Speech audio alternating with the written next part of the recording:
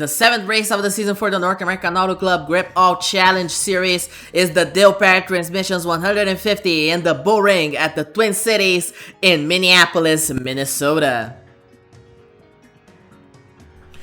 So the most important item entering this weekend of racing is the PCC Cup Series at Talladega. With the apart strike, a lot of teams have been called up by PCC to enter this race, and NAAC was no different. Joey Torkson was called up for Stephens Racing, while Connie Brooks and Andrew Atwood are gonna start in the S2 Hannigan Enterprises Union for that race, while Stan Gustafson, Lucy Barton, and Tammy Barton have been confirmed to be running for Nelson Racing, which was also entered for that Talladega race.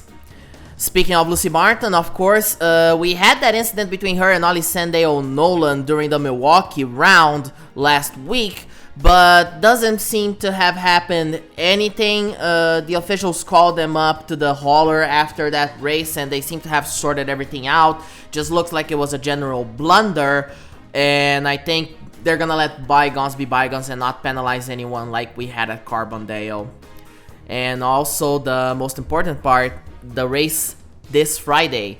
This race was originally scheduled for the Minnesota State Fairgrounds Speedway in St. Paul, but because of a heavy flooding that damaged a lot of the stands, a lot of the walls, the asphalt itself was not compromised, but much of the structure will need a lot of repair, and that repair was not done in time for this race. So they moved the race to this track, the Bull Ring at the Twin Cities, and who knows, maybe we're gonna have a doubleheader next year. You never know what's gonna happen, but this time around, it's gonna be at the Bull Ring. Let's take a look at the starting lineup for this race. Starting in the first position in this race is Lucy Barton, trying to recover the championship lead from the sister of the men, starting right alongside her, Luke Pellerin. Connie Brooks starts in the third position alongside a big surprise, Peter Johnson, while Ryan Faulkner, another very pleasant surprise, starts alongside Brett Finlay. Ibeki Murata, another rookie, in the top 10, alongside her is Riley McKee, while Callie Ashcroft and Ronnie Samples bring out the rear of the top 10. Failing to qualify for this race were Steve Garrett Jr., Matt Stern, Jenny Irving, Kate Taylor, Tegan Robertson, Rachel Jackson, Stan Gustafson, and Creeper Stevenson. This race is gonna be 150 laps, 75 miles. We don't expect any pit stops for this fairly new track. You can see the asphalt's very dark. It's a very black asphalt except on turns 1 and 2. It was inaugurated recently in 2013. This is the first major event the track holds in its existence. The weather has been favorable, 67 degrees with a 77 track temperature, not a lot hotter because of the night race we find ourselves in. While the winds are fairly strong, around 15 miles, and we have clear skies for this race. Let's go trackside for the start of it. Leading the field to the green is Lucy Barton in the 98. She has a great start compared to Luke Pellerin. Coming into turn number 1, Connie Brooks already makes a move for the second position. Here comes Ryan Faulkner trying to take third from Pellerin. A big surprise again. Peter Johnson starting in the top 5, and he's already dropping behind the Ibeki Murata, falling to the 6th position as Lucy Barton completes the first lap, as Connie Brooks and Ryan Faulkner giving chase. Ryan Faulkner on the inside of the number 28, and Faulkner, the Rookie of the Year contestant, already goes for it and takes second place in the back of the field on lap 6. Ashley Richardson, Lucas Calhoun getting together in front of Joey Torkson and Lee Schmidt. And that's the first caution of the race. A complete trip over from Dwight Johnson Motorsports, wiping out Lee Schmidt and Joey Torkson. As you go on board with Megan McDonald, she has a premier view of that as Kirk Jones spins while trying to avoid this mess. Coming to the restart, what is Lucy Barton doing? That's a jump if I ever seen one. Green flags in the air, and the race officials seem to agree with me. Drive through for Lucy Barton for jumping the restart. She goes down to the pits, and Ryan Faulkner is gonna be your new leader. Luke Pellerin in second, Ibeki Murata in third. Peter Johnson jumps all the way to fourth. Fifth place is a battle between Connie Brooks and Rebecca Pellerin as they try to go on the inside of Peter Johnson. Johnson hanging on, but there goes Pellerin. In the back of the field again, Mac Henley into the back of Thomas Tucker. Thomas Tucker crosses crosses across the track into Brett Finley and Kelly Ashcroft, his teammate. A bad crash as Mac Henley just unceremoniously dumps Thomas Tucker into the 15, and that's a big incident. See the camera completely busted.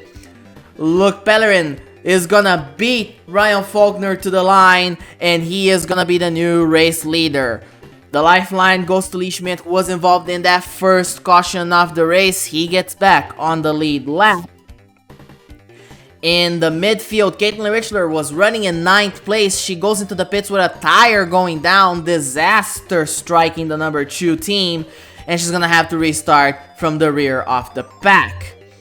Leading the field to the green now will be Luke Pellerin, but he has a poor start compared to the number 89 of Ryan Faulkner. But coming out of turn number 1 and 2, Pellerin dead heat even, with Rebecca Pellerin taking 3rd, Connie Brooks 4th, and there you see Ronnie Samples now going for the 5th position on Peter Johnson, and Luke Pellerin continues to lead the way. The following lap, you get to see Connie Brooks making a move on Luke Pellerin on lap number 23. This is a 150 lap race, so it's still fairly early, but Connie Brooks getting to the front and getting to the front quick.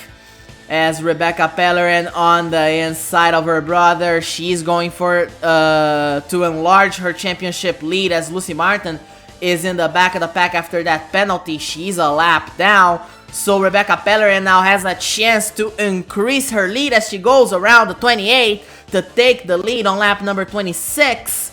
By lap 27, Peter Johnson running in the 6th position, about to lose it to Blake Chandler. There goes Chandler. Here comes Alessandra O'Nolan for the 7th spot. Ronnie Samples right behind them, trying to take 8th place. Charlie Faulkner going for 9th. So Peter Johnson, as the race is winding up, is starting to lose a little bit of that edge. Lucy Martin and Boyd Abbott actually bringing the rear of the field, with Thomas Tucker and Mac Haley not having a good weekend at all. As you go on board with 3rd place, Blake Chandler now as he passes Luke Pellerin for that position, and he now stalks the number 28 of Connie Brooks, puts it in the inside. There he goes. Is it gonna work on turn number 3? It sure will, as Rebecca Pellerin getting held up a little bit by the 14 of Adam Patterson. She's just managing her car, managing her tires. There goes Chandler, and you're gonna get a prime seat for the pass for the lead, as Blake Chandler takes the lead and now has a look into lapping the number 14, as Pellerin now is on the outside, Chandler's on the inside, almost a 3 wide, as Chandler's gonna lap the number 14 with no issues, and Rebecca Pellerin goes right after him as we open lap number 32. By the time they reach lap number 34, Rebecca Pellerin has another shot as they lap the 58 of Ashley Richardson and the 43 of Lee Schmidt. Lee Schmidt has been unable to recover speed after that initial crash with Ashley Richardson and Lucas Calhoun. And now he's on the inside holding up Chandler and Pellerin at the same time, despite keeping his line, as Richler right there on the inside as well. Richler is a little bit faster, but restarted in the back of the pack as Chandler goes around the outside to lap Richler. As you check the rear end of the number 2, she is actually at the same pace as Blake Chandler, coming in turn number 1 on lap number 36. She's gonna have a look under Chandler, and as you see it, she's faster than him. And coming to turn number 3, is it gonna be enough to clear him? Looks like it might. It will. And Richler almost clearing Chandler. Chandler has another go on the exit of the corner, but it's not gonna be enough as he catches Skip Lemon.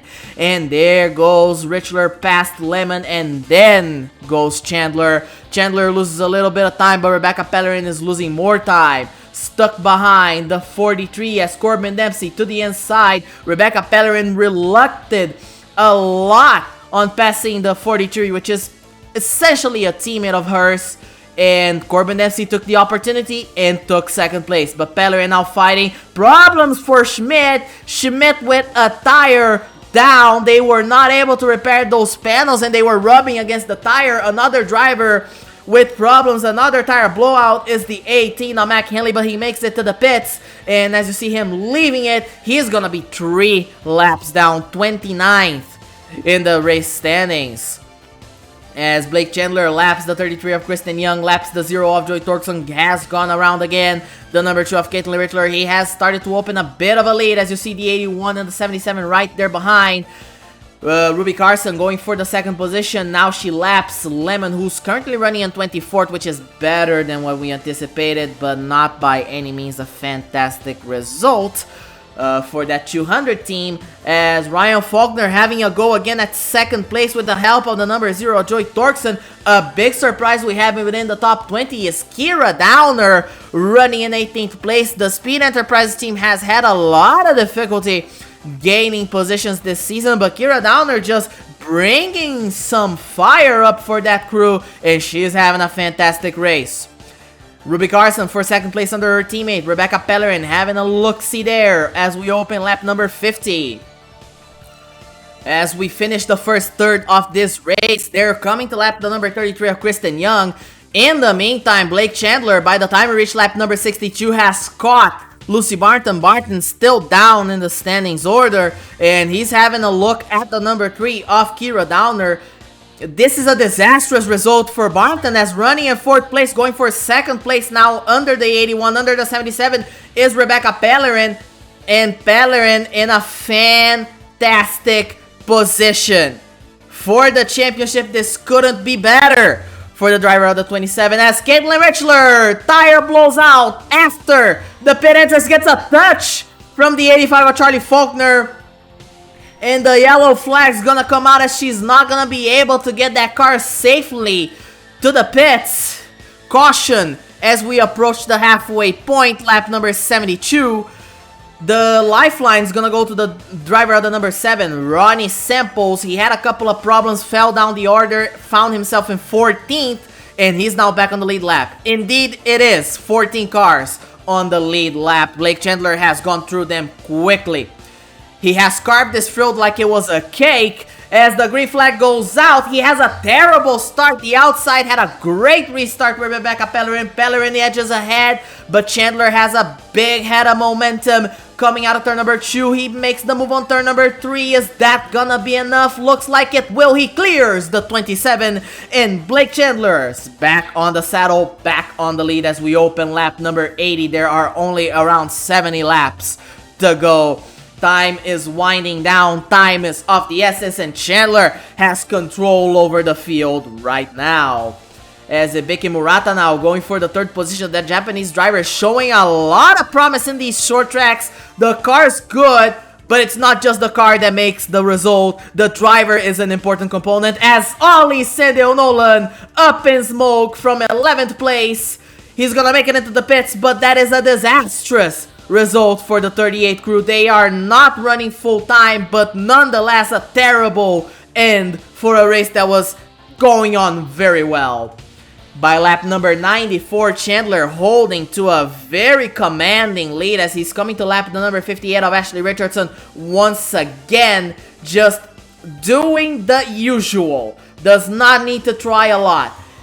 In the rear of the lead lap, has actually been just lapped. Riley McKee in 14th place. As we enter the last 50 laps, Chandler leads Pellerin, the 2 Pellerins, and then Ryan Faulkner, as you see the field spreading out.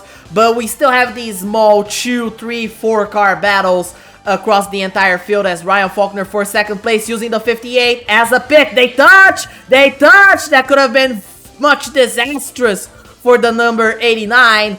But he makes it through, and there goes him and Pellerin as Mac Henley into the back of the 22. Riley McKee dumps McKee back in front of traffic into the 55 of Jamal Schmidt. That's contact on lap 112. Disastrous for Jamal Schmidt and disastrous for Riley McKee as they get unceremoniously taken out by the 18 of Mac Henley. And Mac Henley just not having a very smart race. And the officials are calling him to the office after this race done, and I cannot believe they will be very pleased with this, as entering lap number 116, contact between the 3 and the 33, it's the wall! Stacked, and Kira Downer and Kristen Young trip over each other, battling for the 14th position while lapping the 58 of Ashley Richardson. That's the 4th caution of the race. The lifeline goes to Boyd Abbott, who's currently running 13th, working his way forward. with the problems people have suffered. He has just been very patient. And there is a problem with the 0-3. Down on the 0-3 of Blake Chandler. He peels into the pits. And once again, a disastrous short track run goes under for Blake Chandler. It happened in the Columbia Speedway. It happened at Carbondale. It happened at Milwaukee. And it happens again in Minnesota as Rebecca Pellerin's gonna get the lead handed out to her. Hibiki Murata running in second place has a little bit of an edge on the restart, but there goes Pellerin with only 24 laps remaining. And she clears the 52. Here comes the number 89 on the inside. The 88, the 81 having a look, as the 32 and the 77 also having a look there in the battle for 5th, as Ryan Faulkner takes the 2nd position very commandingly, but Pellerin hanging on, holding on to that position.